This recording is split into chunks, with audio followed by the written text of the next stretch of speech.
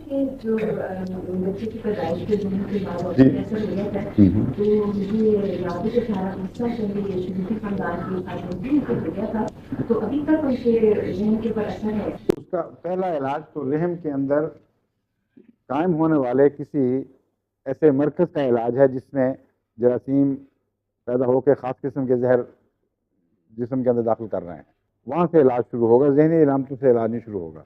उनको आप सल्फर ऊंची ताकत में और पायरोजिनम मिलाकर या बारी बारी ऊंची ताकत में दें।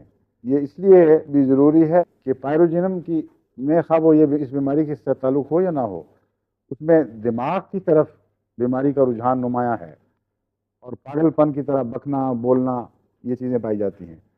इसी तरह सल्फर भी पागलपन की चोटी की दवाओं में से है। तो इन दोनों का रहम से भी ताल्लुक़ है। इसलिए जो भी इलामतें अभी तक बाकी हैं वो उम्मीद है इससे इंशाल्लाह शफा पा जाएंगी वो।